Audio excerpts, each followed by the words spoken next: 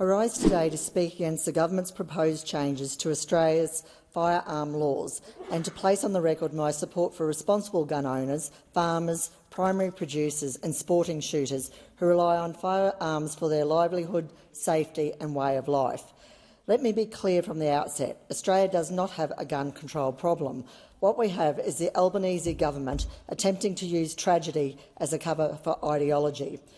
The horrific ISIS-inspired extremist Islamic Terror attack at Bondi shocked our nation to its core. Australians mourned the innocent lives lost and stood united against evil. But what we must not do, and what this government is now doing, is exploit that tragedy to justify laws that would punish the very people who did nothing wrong and divert attention away from the real issue, extreme Islamic terror.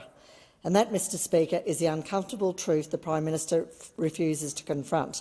Instead of addressing the real failures that led to the attack, this government has developed a knee-jerk policy that proposes firearm restrictions that target farmers, regional Australians and responsible gun owners, people who obey the law, follow the rules and pose no threat to public safety. This is not leadership, this is political weakness, and some would say political cowardice. What we do know about the Bondi attack is deeply troubling. The perpetrator was known to authorities.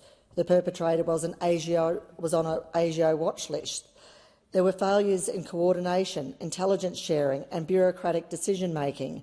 Those are the failures this parliament should be examining, and thanks to the pressure applied by the Coalition and everyday Australians, those answers will come from the Royal Commission into the Bondi terror attack.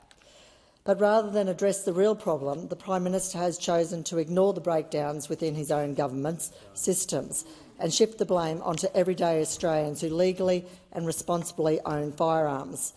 Mr Speaker, it takes a pretty devious government to use the tragedy of Bondi to tighten firearm laws.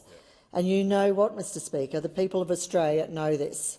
Geoffrey Ross, Queensland State President of the Sporting Shooters Association of Australia Incorporated, said in a letter to me, "A firearms buyback and any major change to firearm laws are a cynical distraction from authorities' likely failures leading up to the terrorist attack and a waste of taxpayers' money. Firearm owners are being used as a scapegoat and we are rightly scathing of the political motives behind these measures." In my electorate of Capricornia, ever since the Prime Minister announced this legislation, my office has been inundated with emails and calls from constituents worried that they are being punished yet again by the Albanese Government. Let us be clear. Bondi was not a failure of gun control. It was a failure of the Albanese Government. Yes. Under this legislation, the people who will pay the price are not extremists, hate preachers, not criminals, not terrorists, but farmers who need firearms to protect livestock, rural families who rely on them for safety, and sporting shooters who have complied with every law this parliament has ever passed. This is just wrong. The National Party has always taken a responsible approach to firearm policy. We believe in strong laws. We believe in proper licensing, storage requirements and background checks.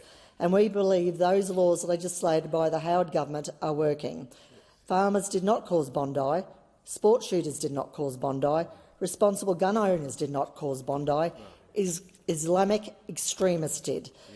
If the government is serious about preventing attacks, then it should be strengthening intelligence coordination, resourcing counter-terrorism agencies properly and ensuring watch lists mean something. Regional Australians already feel under siege from this government, from policies made in Canberra boardrooms by people who have never set foot on a farm and never understood the realities of rural life. The National Party will stand with responsible gun owners. We will stand with the farmers. We will stand with regional Australians.